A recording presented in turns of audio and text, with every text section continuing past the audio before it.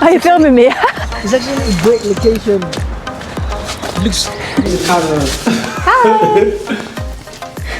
Oh. It's cute. All these little flowers.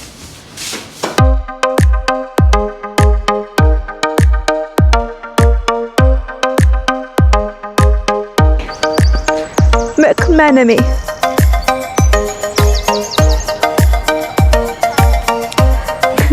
Are we filming already? Hello. I change. So when Boris Johnson was in government, he centralised a lot of power in Whitehall, as far as I know. And it means that Whitehall, like which is where Westminster is. So there's Westminster, which is where MPs go. I was in London like 3-4 weeks ago. Westminster. I posted it on my IG. I don't know. I don't know. Sorry, I might have. And then there's Whitehall, which is where the government is. So he centralised a lot of power into Downing Street, basically, that kind of thing. But the problem is now local authorities don't have the same power and the same funding that they need to look after their communities. So, and I think that as the climate crisis hits us, local authorities are going to need the power and the funding to look after their own areas. Like the problems that we'll face here in Stockport, flooding is going to be the biggest one. It's going to be different to the problems they face down in Somerset, you know, that kind of thing. We'll have different disruptions to supply, different problems, and local authorities need to be equipped to deal with those kind of things, and right now they're not.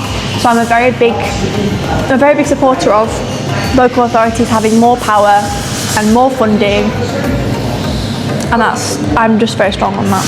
But the other thing I would change is the voting system. So we're the only European country except for Belarus, I think, that still uses first past the post.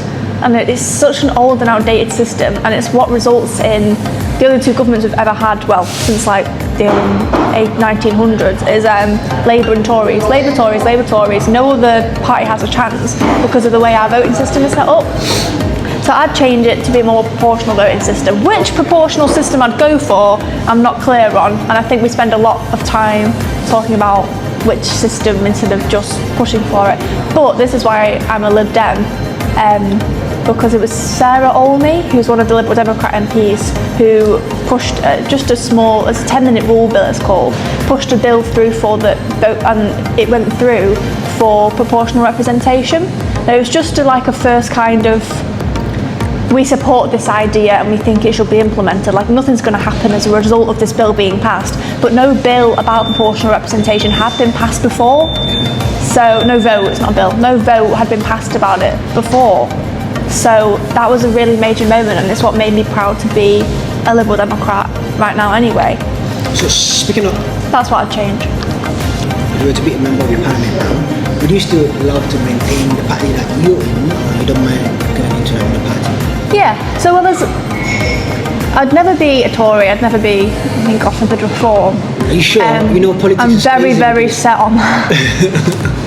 You can tell sometimes the future of politics. So, well, I first reached out to... Maybe if the correct people leave. I mean, if Tories turn around tomorrow and say, we're going to stand up for like liberal democracies across the world, and we're going to fight Trump, and we think trans rights are human rights, and we think that women should have roles in making the world, and you know, I'm sure, but I don't see that happening.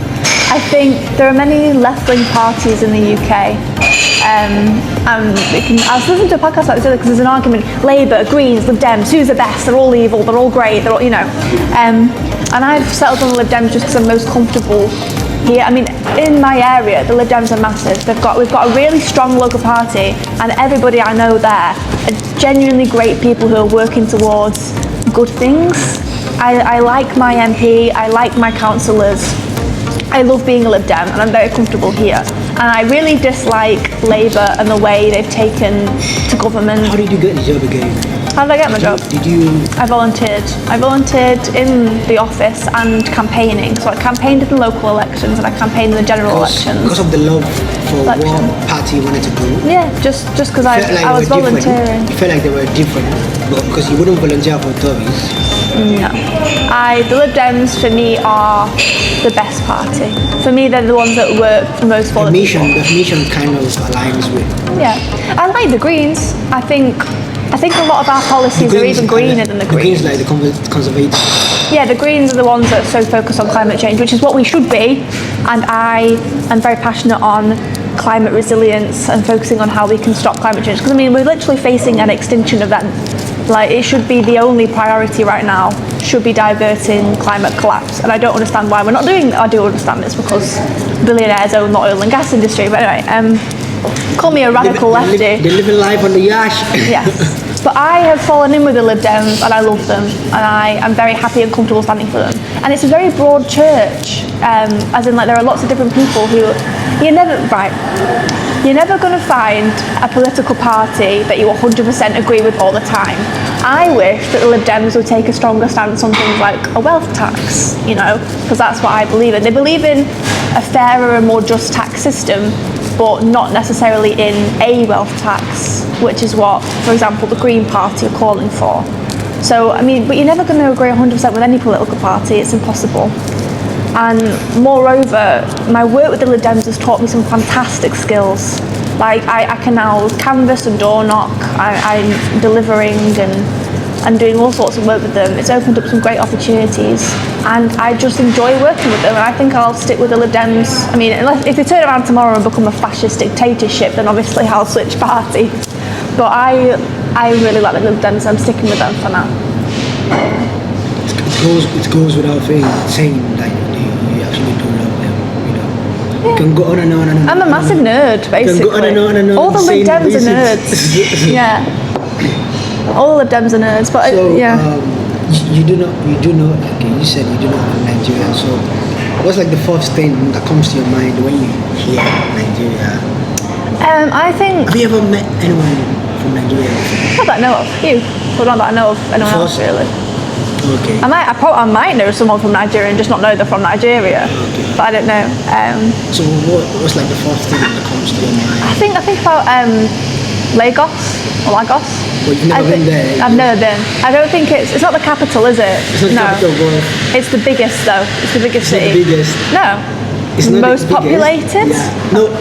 Yeah. I think now, before it wasn't. It's just like the chances of Manchester population, you know, aligning with London's population in the future is high. Okay. So now take London as the capital of Nigeria and take Manchester as Lagos. So gradually, slowly, Lagos became the most populous city in Nigeria. Okay. But it wasn't. Wasn't it? Yeah. So I think I know Lagos, and I know that it's much bigger than the UK. I know that you can fit like 6 UKs into Nigeria, don't you? Yeah, something like that. And I know they have loads and loads of different languages. I think the actual language is English because it was us lot that colonised the same. Yeah, and then we have like three different tribal languages, you know, but the official language is English.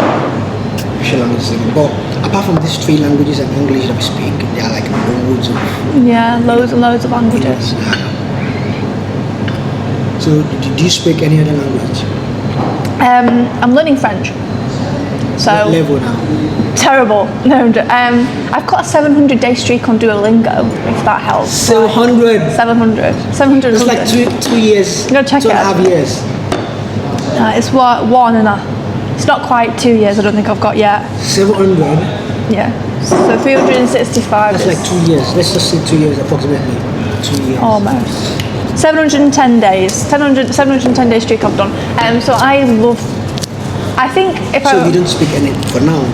I can understand it in writing sometimes, but I'm not very French yet. But I'm not very good I'm at just it. gonna say you're like a basic speaker of French, because having a 700 streak on Duolingo is actually a lot. I could understand if I went to France. I could probably pass. Why did you pick French? I don't. Well, it was my GCSE option, so that's why at first. But I've stuck with it because it's just good to learn another language. And France is the next nearest neighbour we have. We cross the Channel and we're in France. That's important. And it's also the same alphabet as ours, which is useful. But I think if I could just download a language, it'd probably be Arabic, because it's so widely spoken. And also at Beverly Hall, everyone speaks Arabic. So many of the immigrants speak Arabic. Basic Arabic. You do, yeah. I know how to say. I didn't know that. You know how to say what? I know mahaban, but that's Mahaban, it. hello. Yeah. So let me say something in Arabic. So I'm gonna just tell me what I should say. How do you say, how are you? Because I knew that and I've forgotten it. So there's like a masculine and feminine, like a gender. I don't know how to put it. So for example, we've got male and female in English. Yeah. But in Arabic, the only way to differentiate between male and female is there's like a letter at the end of each sentence. Yeah. So for example, if I want to say how are you, I can say كيف حالك. كيف حالك. كيف حالك? Yeah, that كيف was. حالك is for That's male. it. Yeah. كيف حالك is for female. كيف But in حالك? general, I can just say كيف حالك. If I'm not trying to talk to a male or female, maybe I just speak with you and I say كيف حالك. كيف حالك? Yeah. And then I knew that out by before, but I'd forgotten. how are you doing? So what are you doing? كيف تفعل? What are you eating? كيف تاكل? Hot chocolate. How are you doing today? كيف أنك اليوم? اليوم. How are you doing? So How do you say hot chocolate? honestly, I don't know. Yeah. I wouldn't either. But coffee. Hotly chocolate. Coffee is like coffee means kahwa, and tea means shai. Yeah. Chai, yeah. Chai. Like, yeah. That makes sense. And what else? Yeah. Yeah. But I speak like basic and I'm also working on. So the thing is, I write Arabic. Yeah. I can write. I can I read. can't write or read Arabic. It's a different alphabet. That's the It's just problem. like the It's so much. Hebrew and Greek. So I can write and read, but my conversation is so weak. So that's what I'm working That's on. so cool. That's really cool. Yeah. I can't even. I can read French possibly. I've got Arabic keyboard. Yeah. Oh, cool. I need to do that with French. My cousin is also learning French, So let me show you one of and my. her phone is all in French, so it teaches the new words. So there's a guy in Burberry that is from Egypt. So Yeah. this is our conversation. Yeah. Everything is in Arabic. Sick. That is so cool. But he knows that I'm not like an expert, but I'm trying. Yeah. But I can read and I can write. So have you got any questions for me? Really want to ask you questions? I don't know. Well, you said you wanted to speak about like culture shock. So what's different here from Ethiopia? So you go first, ladies first. Ladies first. Any culture shock about Africa? I'm curious about how Africans look after their land and how all of it operates. I think studying different cultures and different political systems is really important, because if we study the most of them, we can figure out which are the best and which to work with. What do you mean how they handle their lands? So I think taking care of the land, as in maintaining ecosystems, looking after the trees, looking after the land as in physically taking care of it, learning what herbs can be used for medicine reasons, like that kind of thing, is really important, because in this day and age now, we're really, really disconnected from nature. Yeah, I sound like a peppe or whatever, but that's how I feel. And I think it's really important that we get that back, because as the climate starts to break down around us, we'll lose access to the resources that we have now, and so we need to be able to pull those resources from the land around us, which will be hard, like the amount of sewage in our rivers, for example. I don't see us finding a clean water source anywhere near here, but that's important. So I would love to study how like indigenous communities in Africa take care of their landscapes and how they harvest. But that's like food. curiosity though, it's still like a culture shock. It's still not like a culture shock, you're just curious. Oh no, so I don't know, because I've never been to Ethiopia. I've never been to Africa, but you go. I'm going to speak about mine, but speaking of that, I can't necessarily talk about the whole of Africa, because I've only been to, Exactly, it's massive. I've only been to Egypt, Africa, and I didn't spend. People don't realise that Egypt is in Africa, that's another thing. It's African. Because they speak Arabic, so I've only spent like a few days there. I can only speak about Nigeria. So speaking of the ecosystem, how they utilize the herbs and stuff like that, I would say, we can trace it down to our ancestors. I actually don't know how the whole thing started, but what I realized is before the advent of medicine, advanced medicine and stuff like that, we just realized that our ancestors, they cure diabetes, they cure malaria. I'm sure that's not like a thing in the UK, but it's so popular in Africa. Probably was at some point. Oh, Yeah. so diabetes, malaria, typhoid, and lots of diseases, and they're just cured by just taking plants and herbs, and then so. To be honest with you, I really can't say how they discovered those herbs and plants, but they just discovered it and it works effectively. Trial and error. Yeah, maybe. It's just generations and generations of knowledge passed down, being built up and built up and built up. And then, now we're moving more from rural environment to urban environment in Nigeria. Now we can say like 5 or 6 out of 10 environments are now rural. Do you know what I mean? Yeah. Consist of the cities, even those in the villages are kind of wanting to, if not by now, they wanted to go to some development. So kind of what happened here. Everyone moved to the city, and rural communities were left behind in a really big way. So it's only a few percentage of people that kind of maintain this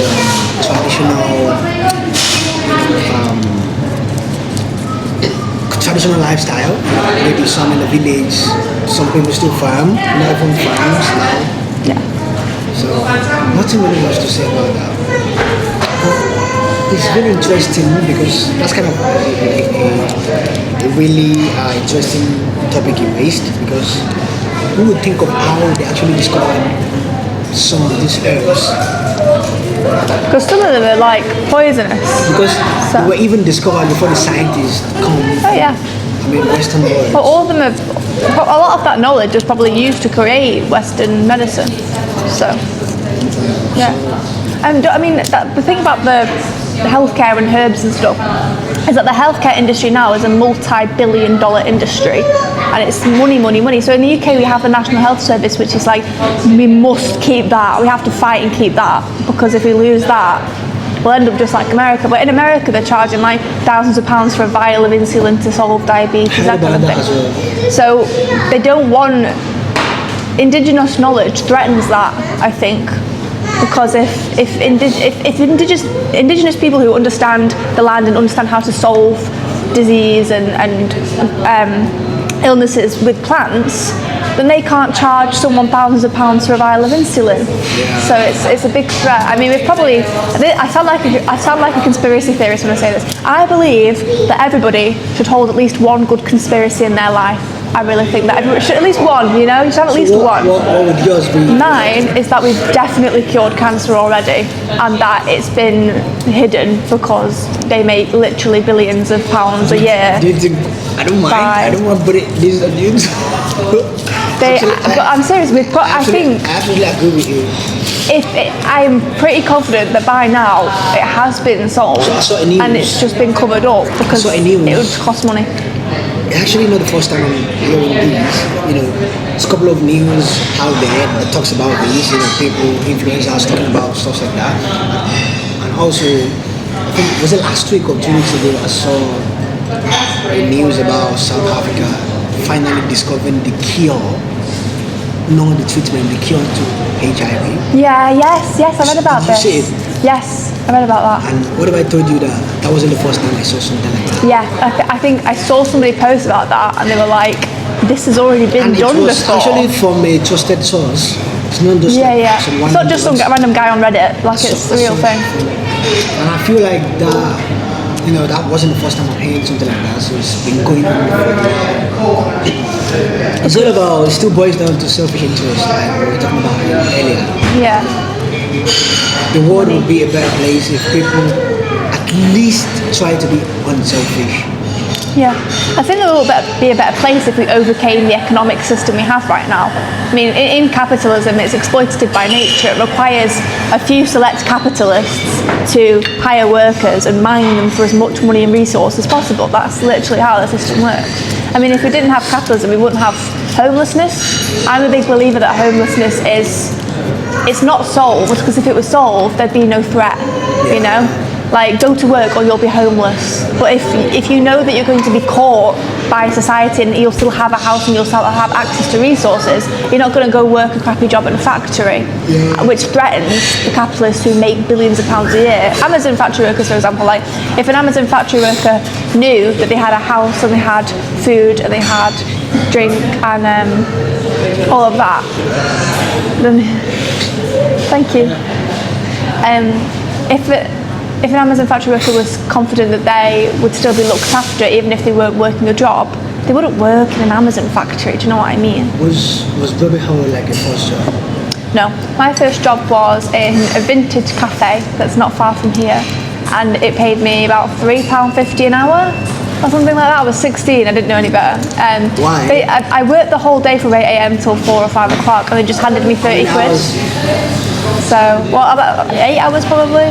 And then they just handed me 30 quid and I went. Cash at hand. Yeah, they literally, and they kept their. Was it like a British cafe? Yeah, British vintage. I thought it was only Asians and the guys that does cash at hand. No, so these guys, they kept track of their finances. They'd pull, you know those brown paper envelopes? Yeah. They'd pull one down and just write Heather, £30, Katie, £30, Chef, £50. That's how they did their finances. There was no taxes. HMRC had no idea. Like nothing was going on. They'd just go, here you go, 30 quid, and I'd go, thank you, and go home. As if I had just been fully exploited. You could absolutely put that in. But at least we were mentioning the names. So. No, I won't say which cafe it is. Well, Yeah, I would name and shame them honestly. Don't But say. anyway, so that was when I was 16, and I worked there, and I left there before my A levels because I wanted to focus on my A levels, and I was also sick of being paid £3.50 an hour or something stupid like that. So was Bobby like a second or third? No, so I did the cafe, and then I worked in a pub for like a weekend, but I don't really count that. And then I applied to Beverly Hall, and I was working there for 2 years. I spent at Beverly Hall, I think. And then I also worked at a nursery. There for 2 years? Yeah. I was there from 2022, July 2022. Was it post-COVID? Post-COVID, yeah. It was after COVID, and then that was when I'd done with my A level. So I was 18, and I started at Beverly Hall, and then I worked at a nursery as well. So I was kind of looking for something a bit more. So I started working at a nursery across the road, but they paid me less than they did at Beverly Hall. They paid me the exact minimum wage at the nursery. So I actually earned less there than I did at Beverly Hall. So I was there for about 6 months, and childcare is a god. Like you have to have God's patience. I'm a very patient person, but I also have sensory problems. So being in a room, loads of kids, loads of textures, loads of screaming, shouting was not good for me. So I left after 6 months, and then I got where I'm working now. That's really great. So speaking of culture shock, maybe I'm trying to think of one or two. I think the British people are too honest. That's true. So when I say honest, because unlike we African, I wouldn't say that we lie. So I would say we are behind the words. So just to avoid hurting people's feelings or Less direct.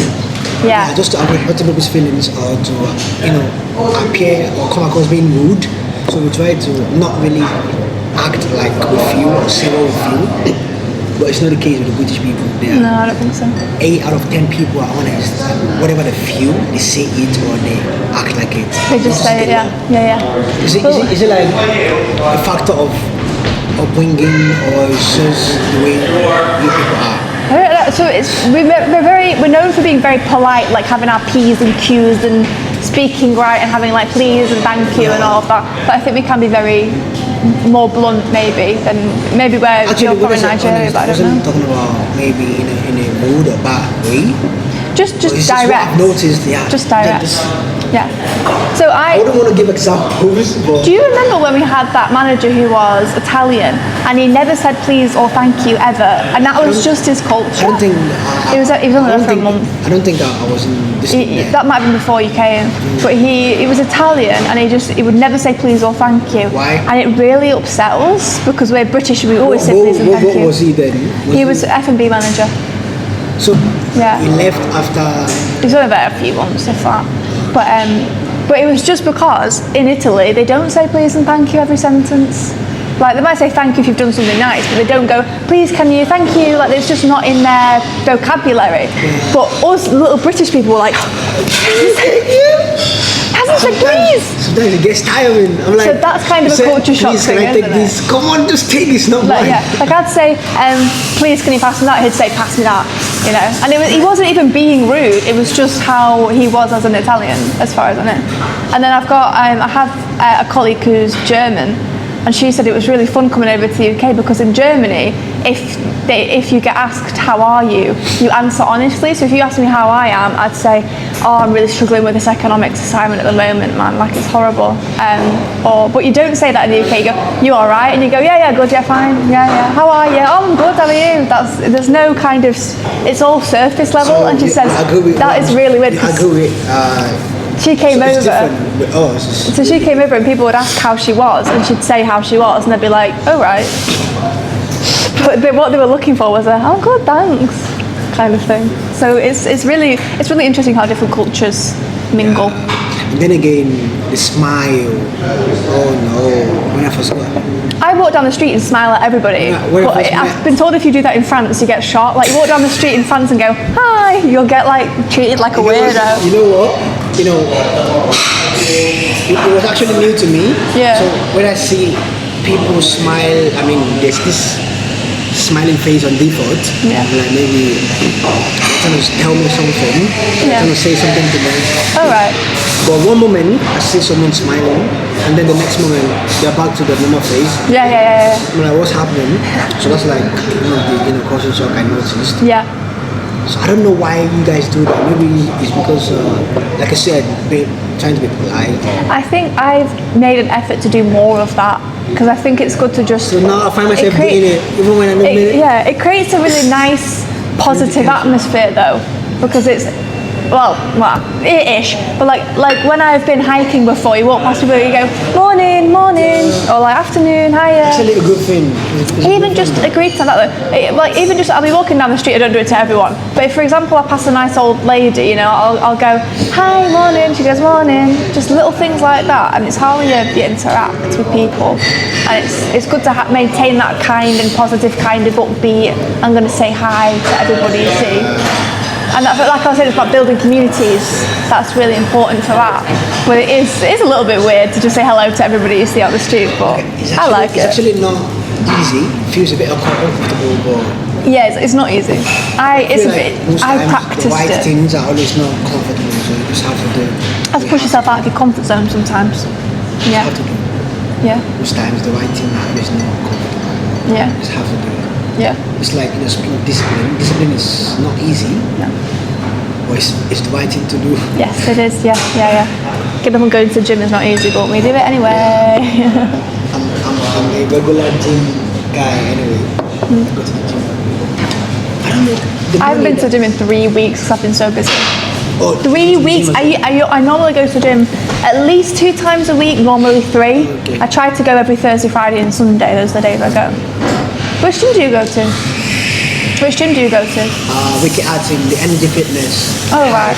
Open Hive. Yeah. Because I go to the one in Stockport, the gym group, and then voluntary. That's voluntary. And I'm also going to run for council in the next few years. Wow. So I'm a little bit busy, I would say. When are you going to be doing the election of council? 27, May 2027, or 2 years. Yeah, or possibly. Do you do it after uni, or can't you do it before uni? I can do it whenever, because I do my uni online. So I'm going back to doing part-time uni from now on. These steps are a bit messy, just because I can't. It's too much work to do full-time uni and all this. So I'm going back to part-time in next year. So let me know whenever you're doing the council election. Go film me. My brother, my friend, whoever, to come vote. Well, you won't be able to vote for me. Why? Because only people who live here in Bedbury and Woodley Ward will be able to vote for me. You'll be voting for your own councillors. Oh, that's true. So I don't think you don't have elections this year either. Supporting with the campaigns and stuff. Yeah. Hey, listen, I'm always looking for help. Like if you want to come and help me deliver leaflets or whatever, then you're very welcome to do that. Just let me know when you're doing it next. So, well, May 2027 is, I probably won't, but It's actually it looks might- like it's a lot. it might years, be, but it's trust me, not. it's not. It might It just actually be comes so quickly. next May. It depends on, we've got a sitting councillor now who's up, and if she doesn't want to run, because she's got grandkids and stuff, so I don't know if she wants to continue, because I haven't had that conversation with her. If she wants to run again, she'll stand in 26, but it means on bigger things. I'll go this way. Yeah, so I brought you. A big massive tree.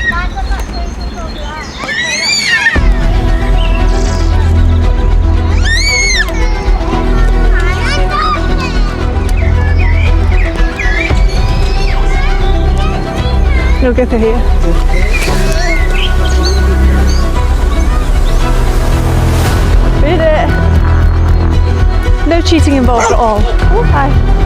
No cheating at all. Hope you guys enjoyed it. Hi. Make sure you like and subscribe. Like and subscribe. Yeah, tell them. Like and subscribe. And I'll see you in the next video. Peace.